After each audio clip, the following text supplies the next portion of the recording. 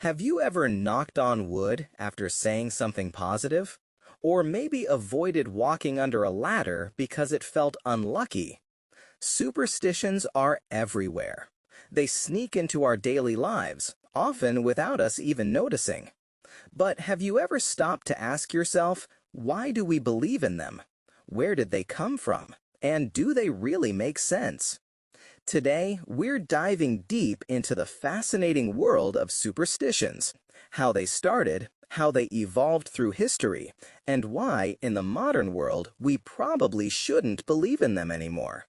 Superstitions are beliefs or practices that assume certain actions, objects, or events can bring good luck or bad luck. They often involve rituals, like crossing your fingers, avoiding black cats, or carrying a lucky charm. These beliefs are not based on science or logic. Instead, they come from cultural traditions, fear of the unknown, and the human tendency to look for patterns. Humans are natural pattern seekers. Our brains are wired to connect events even when there's no real connection. Imagine this. You wear a red shirt to an exam and score high. Next time, you wear the same shirt because you think it's lucky. That's how superstitions start, through coincidence and repetition. But there's more. Superstitions give us a sense of control in an unpredictable world. Life is full of uncertainty: health, money, relationships, success. When we feel powerless, we turn to rituals and beliefs that make us feel safer, even if they don't actually change the outcome. Superstitions are not just about logic. They're about emotions. Fear, hope, and anxiety play a huge role. For example, fear of bad luck makes people avoid certain actions. Hope for good fortune makes people follow rituals. Anxiety about the future pushes people to cling to traditions. In short, superstitions are a coping mechanism. They help us feel better even if they don't really work. You might think superstitions are harmless, just fun traditions. But they can influence big decisions like business choices, medical treatments, or even relationships. Understanding where they come from and why they persist can help us make smarter, more rational decisions. Have you ever wondered why breaking a mirror is said to bring 7 years of bad luck? Or why people throw salt over their shoulder? These ideas didn't just appear out of nowhere. They have deep roots in human history. To understand superstitions, we need to travel back thousands of years, to a time when science didn't exist and the world was full of mystery. Imagine living in a world without electricity, medicine, or technology. Storms, diseases, and natural disasters were terrifying and unpredictable. People didn't know about germs or weather patterns. So, they created explanations based on what they could see and feel. If something bad happened after a certain event, they assumed the two were connected. This is called magical thinking, the belief that unrelated events are linked by invisible forces. Early humans believed that spirits and gods controlled everything, from the rain to the harvest. To please these forces, they performed rituals and followed rules. If a ritual worked once, they repeated it, and over time, these practices became traditions. For example, offerings to gods to ensure good crops, avoiding certain actions to prevent angering spirits, using charms and symbols for protection. These traditions slowly turned into superstitions. They were passed down through generations, becoming part of culture. Every culture developed its own set of beliefs. Ancient Egypt. Cats were sacred animals. Killing a cat was considered bad luck because cats were linked to the goddess Bastet. Ancient Rome. Romans believed in omens. Seeing certain birds or hearing specific sounds could predict the future. China. Numbers had meanings. The number 8 was lucky because it sounded like the word for wealth, while 4 was unlucky because it sounded like the word for death. All these beliefs have one thing in common. They gave people a sense of control. When life felt uncertain, superstitions offered comfort. They were a way to explain the unexplainable. Superstitions didn't stay frozen in the past. They traveled through centuries, adapting to new cultures, religions, and lifestyles. What started as ancient rituals slowly transformed into everyday habits, and some of them are still alive today. So, how did this happen? Let's take a journey through history. After the fall of ancient civilizations, Europe entered the Middle Ages, a time of fear, uncertainty, and strong religious influence. Science was limited, and the church played a central role in people's lives. Many old pagan traditions were either banned or absorbed into Christian practices. For example, knocking on wood. Originally linked to spirits living in trees, this practice became a way to call on divine protection. Lucky charms. Amulets and talismans were replaced by crosses and holy relics. During this period, superstition wasn't just personal, it was political. Leaders used fear of bad omens to control people. Witch hunts and trials were fueled by the belief that misfortune came from evil forces. The Renaissance brought art, science, and philosophy back to life. People started questioning old beliefs, but superstitions didn't disappear. They simply changed shape. Astrology became popular among scholars and nobles.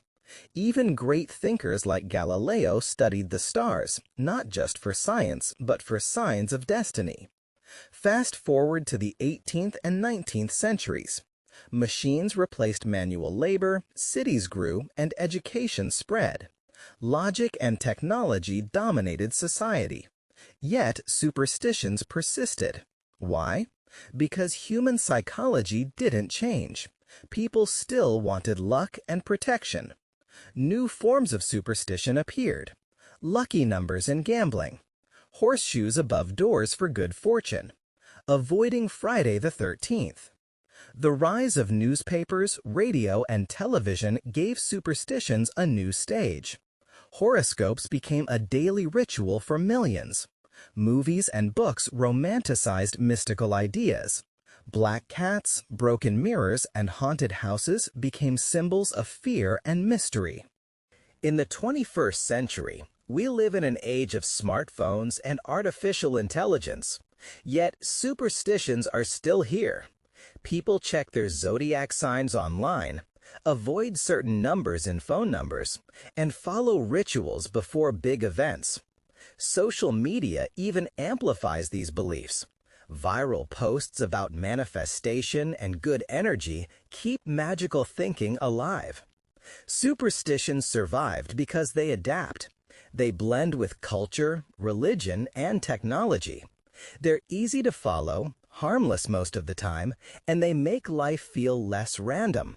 In short, they satisfy a deep human need for control and meaning. You've probably heard these before. Don't open an umbrella indoors. Avoid black cats. Knock on wood. But where do these ideas come from? Are they just random traditions, or do they have a story behind them? Let's uncover the truth behind some of the most famous superstitions. Knocking on wood. This is one of the most universal superstitions. People knock on wood to avoid tempting fate after saying something positive. Origin. In ancient times, trees were believed to house spirits. Touching or knocking on wood was a way to call on these spirits for protection or to thank them for good fortune. Black cats bring bad luck. Many people still feel uneasy when a black cat crosses their path. Origin. In medieval Europe, black cats were associated with witches and evil spirits. People believed they were magical creatures that could bring misfortune. Ironically, in some cultures, like in Japan, black cats are considered lucky. Breaking a mirror. 7 years of bad luck is the usual warning. Origin. In ancient Rome, mirrors were thought to reflect not just your image, but your soul. Breaking one was believed to damage your spirit. The 7 years part comes from the Roman idea that life renews every 7 years. Walking under a ladder. Why is this considered unlucky? Origin. In early Christian symbolism, a ladder leaning against a wall formed a triangle, a sacred shape representing the Holy Trinity. Walking through it was seen as breaking this holy symbol, which could invite bad luck. Spilling salt. If you spill salt, you're supposed to throw a pinch over your left shoulder. Origin. Salt was extremely valuable in ancient times. Spilling it was wasteful and considered unlucky. Throwing it over your shoulder was thought to blind evil spirits lurking behind you. Friday the 13th. This bait still makes people nervous. Origin. The fear of 13 comes from ancient numerology. 12 was considered a perfect number, so 13 was seen as irregular and unlucky. Combining it with Friday, a day associated with bad events in Christian tradition, created the superstition. Horseshoes for good luck. People hang horseshoes above doors for protection. Origin. Iron was believed to ward off evil spirits, and the horseshoe's crescent shape symbolized the moon, a sign of fertility and prosperity. Hanging it upright was thought to hold good luck. Crossing fingers. We do this for luck all the time. Origin. In early Christianity, crossing fingers was a way to invoke the power of the cross for protection. Over time, it became a casual gesture for wishing good fortune. These superstitions stick around because they're easy to follow and feel harmless. They also connect us to tradition and culture. Even if we don't truly believe in them, they add a sense of ritual to life. If we live in an age of science and technology, why do superstitions still exist?